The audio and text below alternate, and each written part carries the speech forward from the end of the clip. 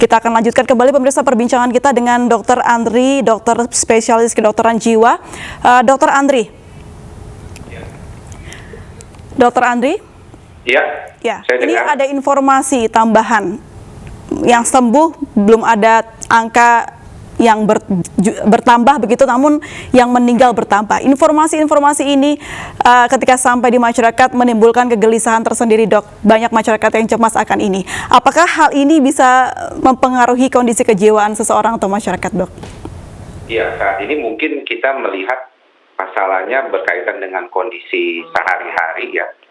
Keadaan ini memang cukup sering menimbulkan kecemasan ya buat sebagian masyarakat dan mungkin banyak masyarakat sebenarnya, karena didukung juga dengan kondisi keseharian ya, jadi sepi tempatnya, kemudian memang tujuannya untuk social distancing kan seperti itu.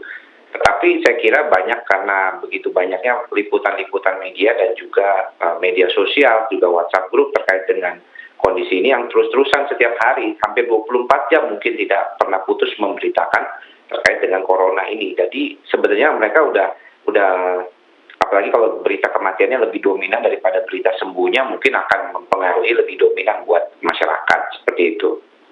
Ini menjadi dilema tersendiri bagi pemerintah mungkin yang harus berbicara jujur kepada masyarakat. Namun di sisi lain ada masyarakat yang juga tidak semua bisa menerima dengan sehat mungkin informasi yang buruk begitu. Bagaimana, Dok? Saya pikir yang paling penting adalah membiarkan kita juga membiarkan kita untuk menumbuhkan rasa optimisme ya terhadap penanganan kasus-kasus corona ini gitu. Kalau kita melihat masyarakatnya melihat bahwa peran pemerintah dalam hal ini sangat dominan, misalnya menyediakan tempat yang baik, kemudian tadi mencoba untuk melakukan rapid test gitu supaya lebih aman gitu tentunya, dan harapannya ke depannya adalah optimisme ini bisa membantu kita lebih tenang gitu. Kalau masyarakat lebih tenang, tentunya lebih nyaman karena tahu bahwa pemerintah sudah menjalankan tugasnya dengan baik. Saya kira itu yang perlu ditekankan. Dr. Andri, banyak yang menyebut imun tubuh karena penyakit ini atau virus ini erat kaitannya dengan imun tubuh. Apakah seseorang yang stres atau cemas bisa menurunkan imun tubuh, Dok?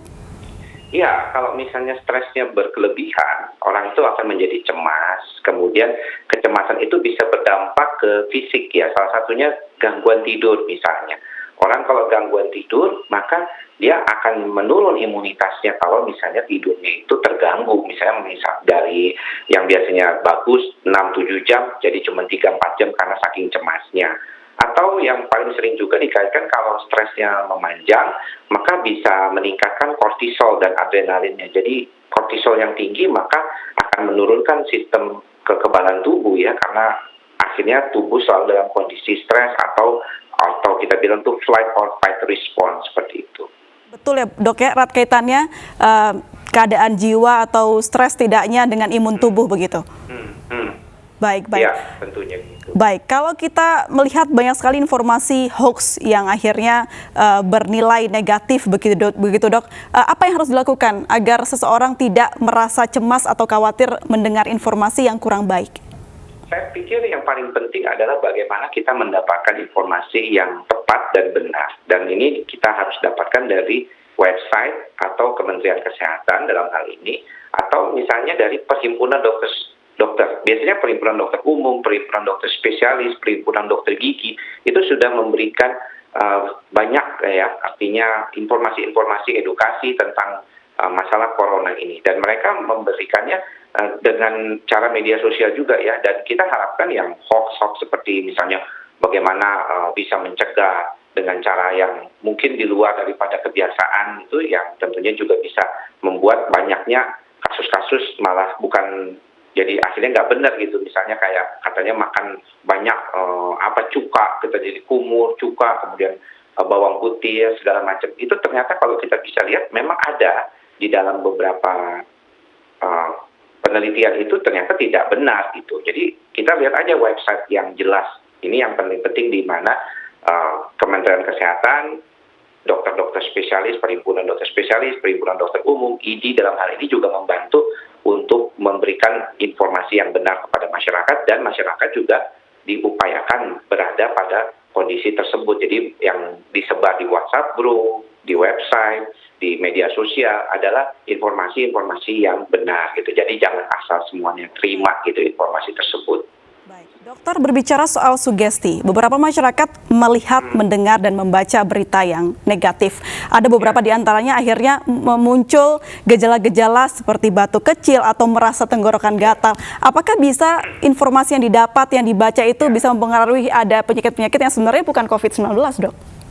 Ya, tentunya demikian lah. Kayaknya kalau kita melihat sebenarnya kan fight or flight response yang tadi saya sudah bilang di depan adalah kalau kita terlalu banyak informasi yang kita dapatkan dan informasinya itu rata-rata negatif. Otak kita ini memang lebih senang dengan informasi negatif. 80% dari otak kita itu lebih mudah menyerap informasi negatif. Dan kalau informasi itu terus-terusan diberikan kepada otak kita, maka lama-lama otak kita akan kelelahan. Dan ketika kelelahan itulah terjadi suatu respon di saraf otonom kita, di mana kita parasimpatis dan simpatisnya nggak seimbang, timbullah gejala-gejala seperti napas pendek, berdebar-debar, perutnya terasa tidak nyaman. Atau serangan panik ya, dok ya? Bisa terjadi demikian kalau memang kondisinya sangat parah. Panic attack biasanya hanya terjadi pada kondisi yang benar-benar tidak terkendali. Jadi nggak semua orang kalau cemas akan jadi panic attack, tapi beberapa memang bisa mengalami hal tersebut. Hal negatif apa yang bisa terjadi ketika seseorang panic attack ataupun bersugesti buruk begitu, dok? Yang paling sering dikhawatirkan oleh orang yang mengalami panic attack itu adalah ketakutan akan mati ya. Jadi takut mati dia. Jadi dia udah makin mikir dan bisa berpikir tidak rasional. Tapi kalau untuk apakah panic attack, dok, bisa bikin sakit jantung beneran atau jadi mati? Tidak akan mati gitu orang dengan panic attack. Tapi orang udah biasa ketakutan ke IGD kalau misalnya mengalami kecemasan yang akut seperti itu. Baik. Dokter, terakhir, apa tips yang bisa Anda berikan agar masyarakat tidak panik atau jadinya panic attack begitu, dok? Ya, yang paling pertama adalah kurangi asupan media, terutama media yang misalnya tidak bisa dipercaya ya. Jadi kurangilah asupan berita-berita itu. Cari berita di website yang benar, di Kementerian Kesehatan, kemudian dari teman-teman dokter spesialis maupun dokter umum, serta dokter gigi spesialis yang bisa memberikan edukasi terus-menerus, terutama terkait dengan corona ini. Kemudian berikan waktulah untuk break time. Kita tuh jangan terus-menerus ya, misalnya membaca atau mendapatkan informasi itu. Kita lakukanlah pekerjaan yang lain yang masih bisa kita lakukan. Tapi tetap jangan lupa untuk tetap menjaga kesehatan kita. Jangan lupa untuk tetap mencuci tangan yang rajin kalau misalnya kita habis melakukan sesuatu, pulang dari luar rumah, bajunya jangan langsung tidur atau jangan langsung duduk, tapi diganti dulu. Kemudian menggunakan masker kalau mau keluar rumah saat ini. Itu saja yang bisa dilakukan. Baik, terima kasih Dr. Andri sudah memberikan informasi kepada kami di Breaking iNews. Selamat sore, dokter. Pemirsa, demikianlah Breaking iNews. Kami mengucapkan dan menghimbau agar Anda tetap di rumah, jaga kesehatan, dan jangan lupa tetap bahagia. Kami akan terus menginformasikan berita untuk Anda. Saya pamit dan sampai jumpa.